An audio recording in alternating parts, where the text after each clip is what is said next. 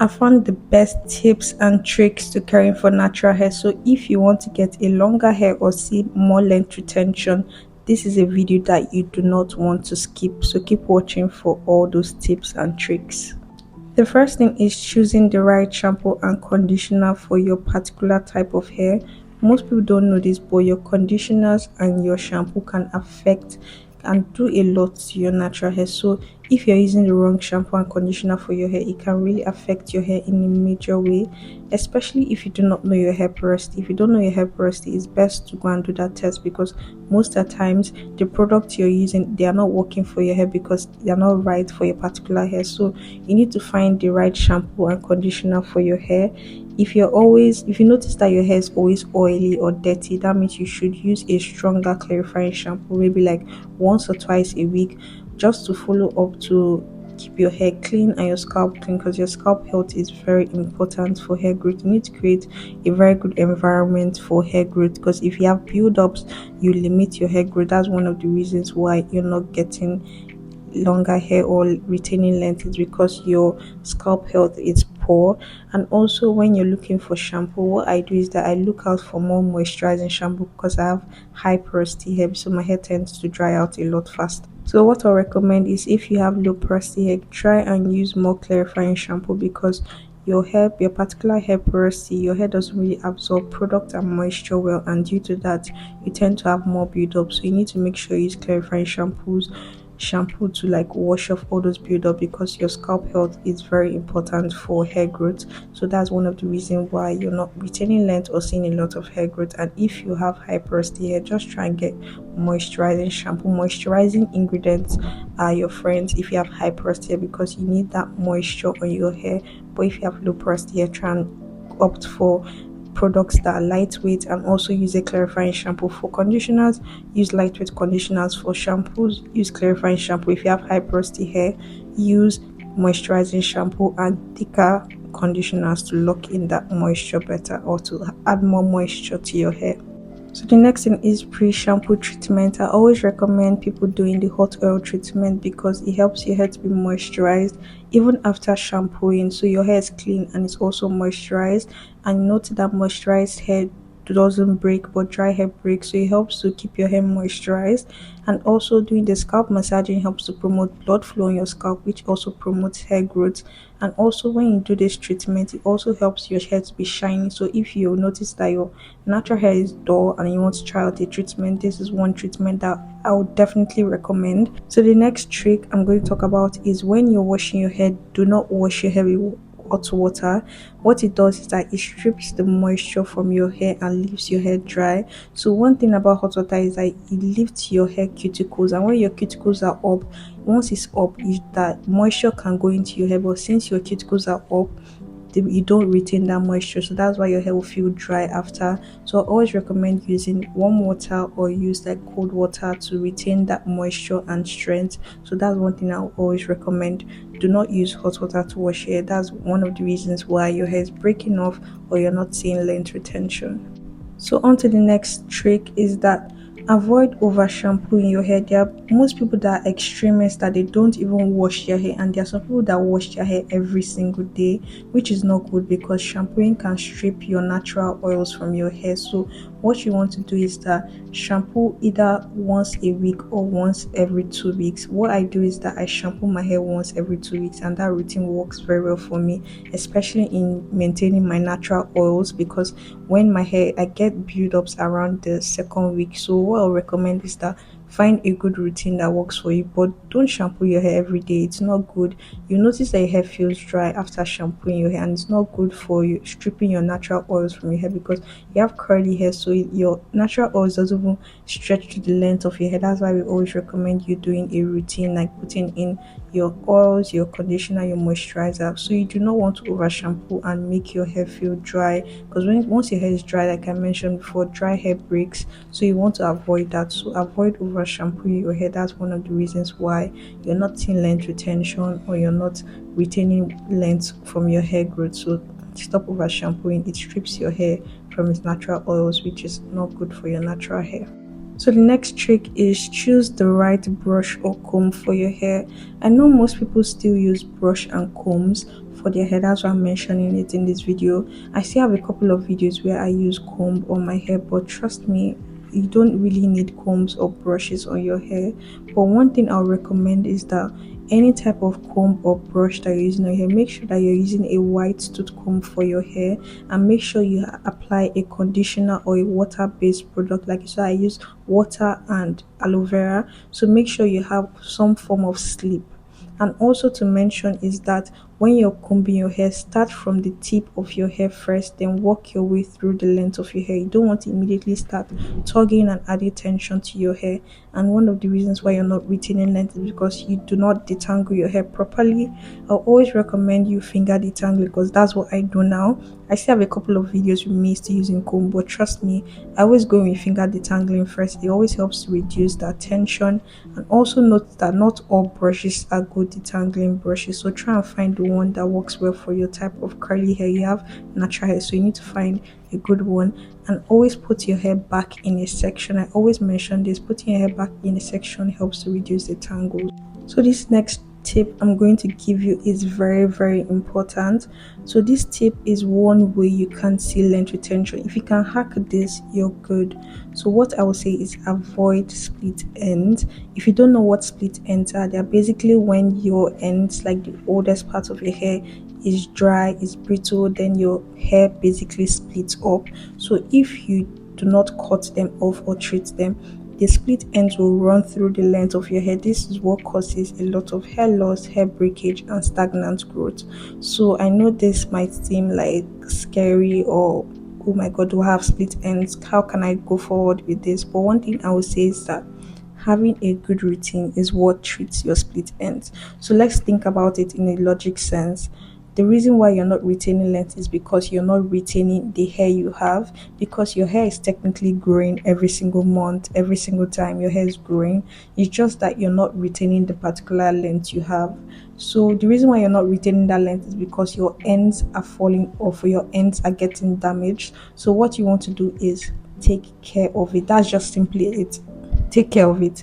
Have a good routine. I have so many videos on my routine and how I do it, like every time. What I'll say is that I always do my moisture routine every single week. Like I do not skip it. Every single week I'm doing something to my hair. I'm going in with a moisture routine. Then the following week I'm washing my hair and doing my moisture routine. So what I would say is that have a good routine and be consistent. That's just all I'll say.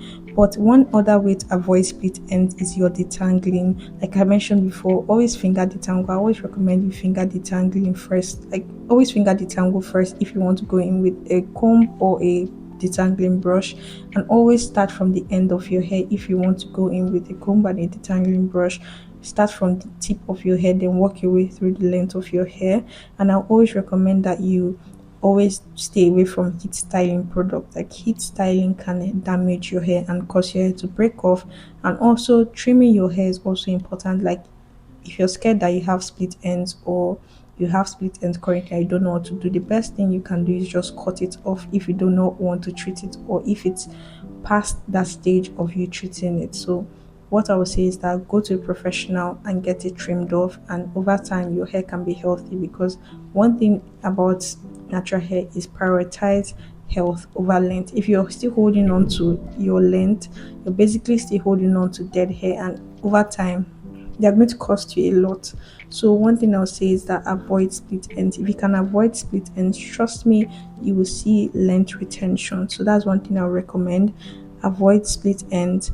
Always use a good detangling brush or finger detangle, and also try not to tie your hair at the back too tight. Like try to avoid tight hairstyles, because tight hairstyles yank out your hair, they break your hair. So try and avoid that. Those are the tips I will give for avoiding split ends. I have a more detailed video on this. I think I'll link that in the description box for you to check out, but just avoid those things. Or link that video on excessive shedding and split ends, like what you can do. But technically just hack. If you can hack this, you're good. So the next thing is heat styling your curly hair. So most stylists will recommend that you let curly hair to air dry, because a blow dry can make it frizzy and can damage your hair. But if you want to use a blow dryer or you want to straighten your hair every once in a while, what I recommend is that make sure you use a heat protectant spray or you go in with a treatment before you do this. And always look for sprays containing silicone or keratin to seal the cuticles and make it much more resistant to that heat damage. And when you're blow drying your hair, I'll suggest that you keep your hair dryer like six inches or more away from the surface of like the heat on your hair. That's one thing I saw from research. I do not heat train. I do not use blow dryers, straighteners, all of that. I prefer to use like non-heat styling ways to treat my hair, like use African threading. I do twist, I do braid outs. That's one way I stretch my hair. I do not apply heat to my hair. So that's one way. If you want to apply heat to your hair, make sure you use a heat protectant spray to avoid any damage to your hair, because like I mentioned before, heat can also cause your hair to get damaged and break off, and can also cause split ends. So just be careful when you're doing this. If you want to use heat, do not do this regularly. Try to have like intervals to this to just try to keep your hair healthy and longer.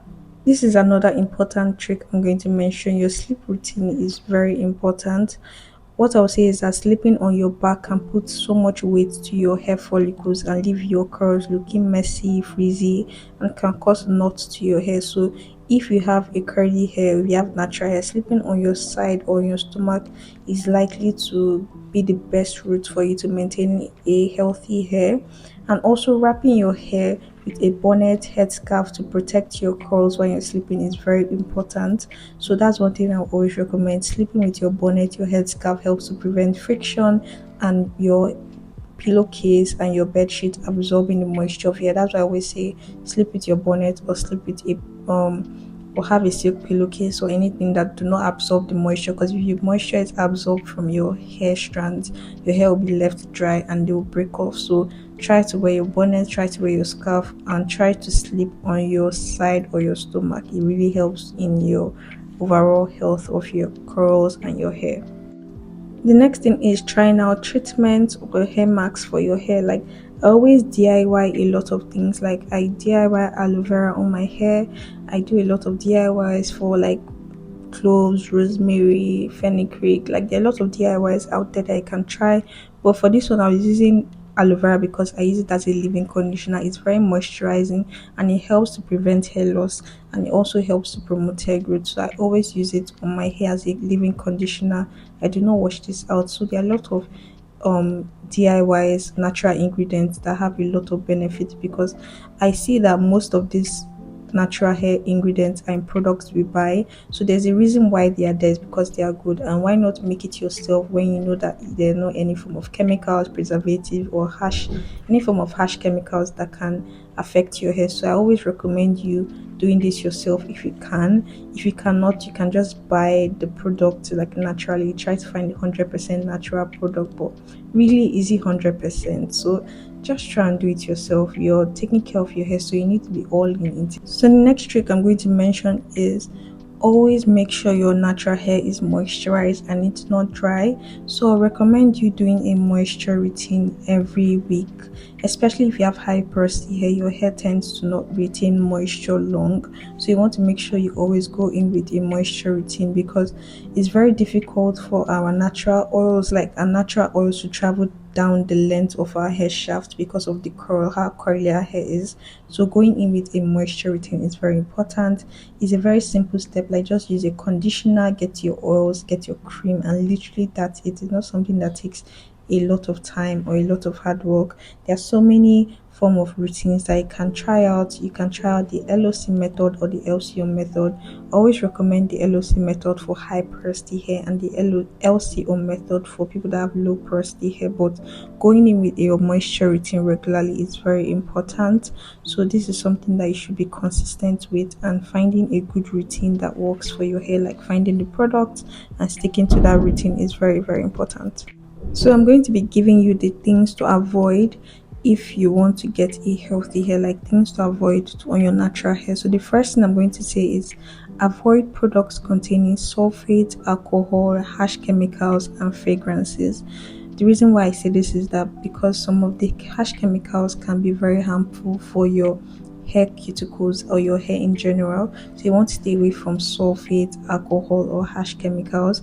Using a clarifying shampoo more than once a week is not good. So make sure that you're not clarifying your scalp too much because you do not want your hair to be feeling dry, because clarifying shampoos basically strip your whole hair. So you do not want to be doing that regularly. Like I mentioned, avoid over shampooing and also avoid using clarifying shampoo every single time. I clarify my hair like once every month. I do not do this regularly. I rather use a moisturizing shampoo. The next thing I'll say is that avoid sleeping on your back. I've mentioned this before. The next thing is avoid using heat styling tools more than once or twice in a month. So you do not want to always be heat styling your hair every single time. It's going to damage your cuticles and end up breaking your hair. So the next thing is rinsing your hair with hot water in a shower. I've mentioned this. Use warm water or cold water when washing your hair because your hair is going to feel dry and to strip the moisture out of your hair if you're using hot water. The next thing is your hairstyles. Avoid pulling your hair into like tight ponytails or buns all the time. Over time, you notice that you'll be getting a lot of hair loss in that particular spot. If you want to do ponytails or buns, don't make it so tight, and also try to alternate the position of your buns because over time you're going to notice that hair is going to be thinning out in those particular spots. So the next thing I'm going to say is do not use fine tooth combs for your hair. Make sure you use wide tooth combs for your natural hair to avoid your hair from pulling off and to cause further tension to your scalp. The last thing I'm going to say is try not to detangle a dry hair. Do not detangle your hair when it's dry. Always make sure that you go in with some form of conditioner or liquid based product, whether that is water. If you don't have conditioner, water is readily available. So make sure your hair has somewhat of moisture on your hair first before detangling, because if you detangle a dry hair, you're literally damaging your hair, you're breaking it off and you're losing all that length. That's why your hair is stagnant. That's why your hair is breaking off, because you're detangling a dry hair. So you need to stop that. The last thing I'm going to say is that the biggest thing to understand about natural hair is that it tends to dry out easily and craves moisture. Those are the two things that our natural hair mainly needs, and the other things are things you can do to help to promote hair growth, to increase your hair growth. But naturally, natural hair tends to dry easily and it craves moisture. So you need to avoid overwashing your hair because it removes your natural oils, and most likely you need to invest in hair products that add moisture to your hair in form of oils, butter, proteins, and natural plant extracts. And if you treat your hair curly hair properly, if you treat your natural hair properly, trust me, your hair is going to look healthy, your hair is going to be shiny, your hair will be defined, your hair is going to thrive, and you will get your desired length. When people say natural hair doesn't grow, like I believe that up to a point that I was like, wait, I'm seeing people with longer hair, and if you put in that work, you put in that effort, trust me, your hair is going to grow and you're going to see a lot of progress to your natural hair. So let me know in the comment section if any of these things I mentioned was helpful or if you learned something new. And also don't forget to subscribe. And I'm currently on a hair challenge. I do a hair challenge on my channel where I keep my protective hairstyles for 3 months, and this is one way I'm able to retain more length to my hair. So I have a lot of videos on my last challenge that you can check out, maybe the reason why I'm doing this and all the information you need to start your own, to start up, because you're never too late. And if you want to join this challenge, you can join by subscribing. When you subscribe, you get information and you get notified about the challenge and everything that's going on. But we're currently on our 2 months mark. Maybe before this video has dropped, we're probably almost 3 months, so we're almost done with this challenge. But yeah, thank you guys for watching. Let me know if you have any questions, leave that in the comment section. I'll definitely answer it, and I'll see you guys in my next one. Bye.